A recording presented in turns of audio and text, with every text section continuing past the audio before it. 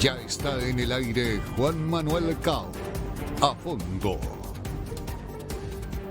Los ucranianos están entrenando con las jabalinas antitanques de las que el presidente Biden anunció le iban a entregar 2.000 más, y esto es parte de la apuesta de 800 millones de dólares extras que el propio presidente Biden anunció esta tarde, pues que van a sumar a la ayuda militar. Hay algunos expertos que aseguran que a pesar de la falta de entrenamiento adecuado, estas armas suelen ser efectivas al punto de que los tanques rusos se han visto obligados a tomar medidas específicas, más adelante vamos a ver cuáles son, para tratar de disminuir la efectividad del ejército ucraniano, en este caso con estas jabalinas, al punto de que han tenido que cambiar. Estos no son los tanques, bueno, ustedes van a ver adelante, han tenido que cambiar hasta la fisonomía específica del aparato. El presidente ucraniano Volodymyr Zelensky, por cierto, habló ante el Congreso estadounidense hoy, como todos ya sabemos. Ahí fue recibido y fue despedido con grandes ovaciones.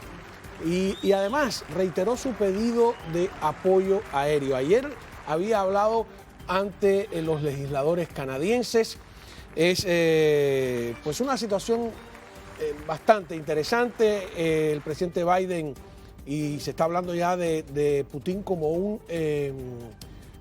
criminal de guerra. Vamos a discutir todo esto. Bienvenidos a Fondo.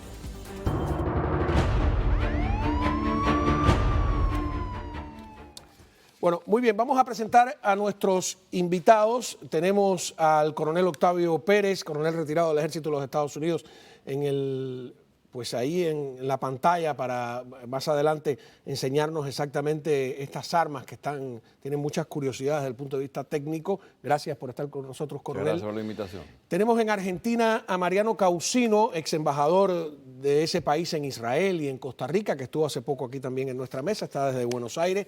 Le agradezco sin dudas estar con nosotros y quiero presentarles algo de lo que dijo el presidente Zelensky hablando hoy al Congreso estadounidense. Згадайте Перл-Харбор. Страшний, трагічний ранок 7 грудня 41-го року, коли ваше небо було чорним від атакуючих вас літаків. Згадайте це. Згадайте 11 вересня. Страшний день 2001 року, коли зло намагалося перетворити ваші незалежні території, ваші міста у поле битви. Коли були атаковані люди, звичайні, невинні люди, атаковані з повітря, так, як ніхто не чекав, так, як ви не могли це зупинити. Наша держава переживає це щоденно. Muy bien. Le pido permiso a Mariano, que está allá en el otro extremo del continente, para empezar con Octavio Pérez, coronel retirado del Ejército norteamericano, y que nos explique un poco qué son estas armas, qué cosas son estas jabalinas, como le están diciendo. Sí, Juan Manuel, una de las cosas importantes es que le llaman la Santa Jabalina. Ese es el nombre que ha tomado esta arma, que es un arma antitanque. Como ves, inusualmente se dispara hacia arriba. La trayectoria es una trayectoria como si fuera orbital. Y lo bueno que tiene es que con ese alcance de 2.5 kilómetros, 1.5 millas, ese misil puede ser disparado y se llama shoot and forget, o sea que se dispara y se pueden movilizar la gente e irse de allí para que no haya el FUM que puede el enemigo detectar donde se encuentran ellos. Lo importante es que la trayectoria viene por arriba y cae encima de lo que se llama el turret, o sea, la parte blanda de cada, ¿cómo se llama? Vehículo militar, o sea, en la parte de arriba. Esto que estás viendo aquí, que es lo que tú estabas mencionando anteriormente, es muy importante. Esto lo han adaptado los rusos. Anteriormente, cuando los misiles, como el TOW missile, eran de impacto directo, se ponían estas placas de metales para que cuando el misil atacara directo, ¿cómo se llama? Ricochet, o sea, rebotase. Pero ahora, como este misil viene desde arriba, pusieron estas canastas de metal con hierro para ver si detonan. Lo que pasa es que este misil tiene dos detonantes. Tiene un detonante primario para romper toda esta placa que está aquí y entonces después el segundo penetra. Ya se ha visto en casos que sí han podido superar este tipo de armazón, especialmente porque cuando adquiere la señal, como hay calor y si la tapa está abierta aquí, donde va el operador, entonces aquí hay menos calor y ahí es donde enfoca el misil la entrada. Y por eso es que ha podido tener, tanto éxito y le llaman la Santa Jabalina.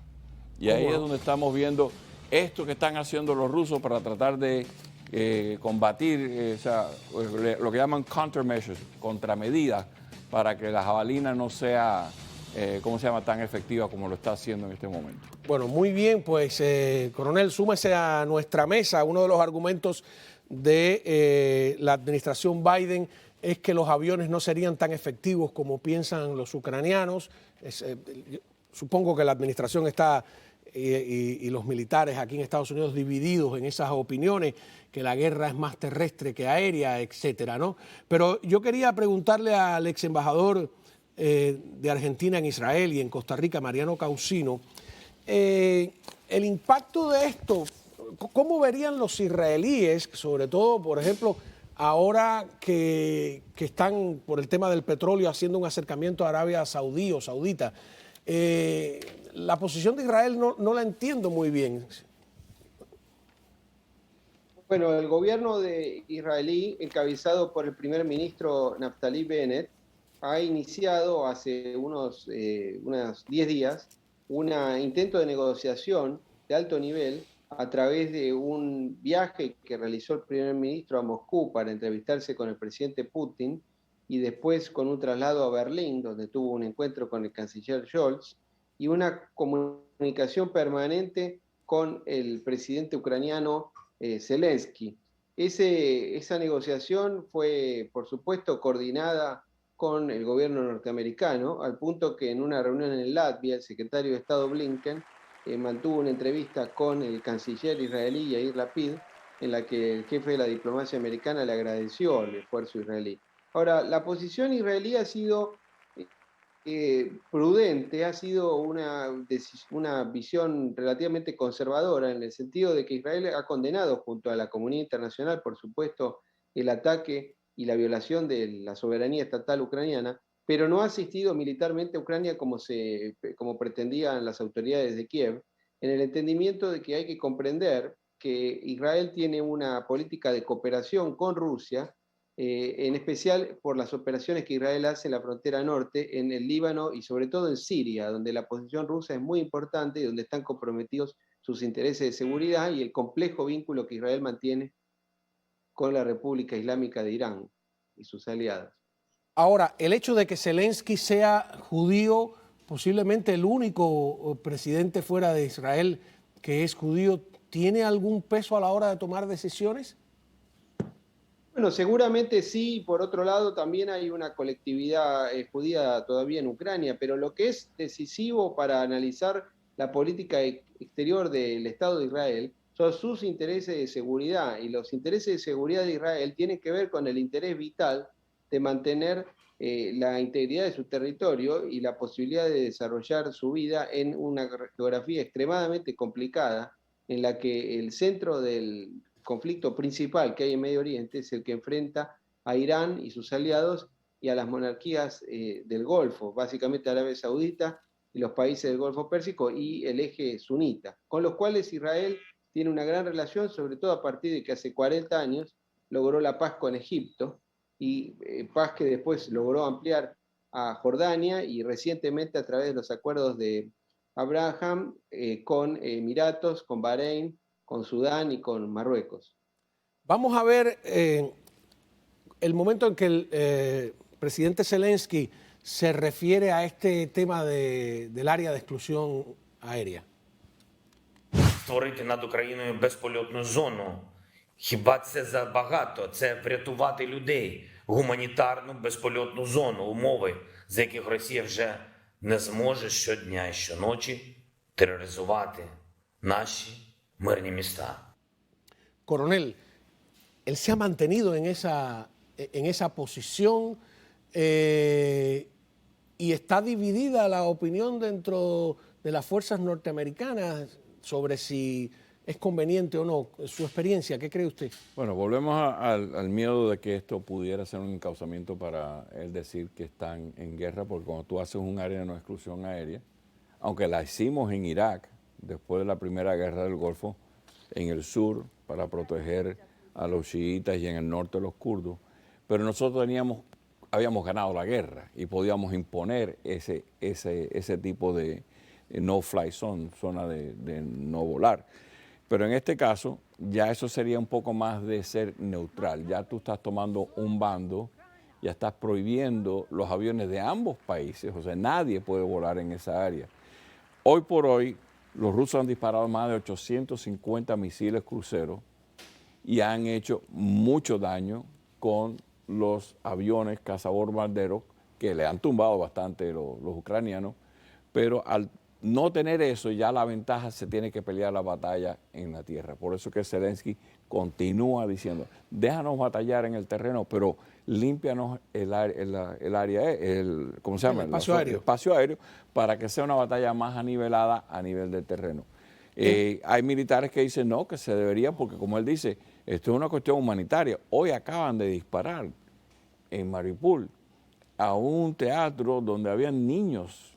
Bueno, y peor, después vamos a ver las imágenes. Habían puesto unos letreros para que decían niños. En ruso. Para que supiera, así yo busqué un traductor para no equivocarse, sí, ahí dice, advierte claramente que hay niños. Embajador, yo quería preguntarle algo que en tanta actividad se nos ha ido por encima. ¿Existe un protocolo de declaración de guerra a nivel diplomático? Ya nadie antes cuando uno escuchaba, no, tal país le declaró la guerra al otro. Ya no se declaran guerras y si de hacerse hay un protocolo diplomático para ello. Bueno, el sistema de Naciones Unidas contempla a través de la Carta de las Naciones Unidas un mecanismo por el cual el uso de la fuerza está prohibido y solamente permitido en caso de una autorización expresa del Consejo de Seguridad, cosa que obviamente no tuvo lugar en esta oportunidad, pero también hay que reconocer que no es la primera vez que ocurre una situación de este tipo, ¿no? Desgraciadamente, en reiteradas ocasiones desde 1945, la Organización de las Naciones Unidas ha mostrado una actuación importante, pero limitada, en el sentido de que no siempre los países integrantes lo han cumplido, y en especial los países que tienen derecho a veto en el Consejo de Seguridad por su carácter de miembros permanentes, que son 5.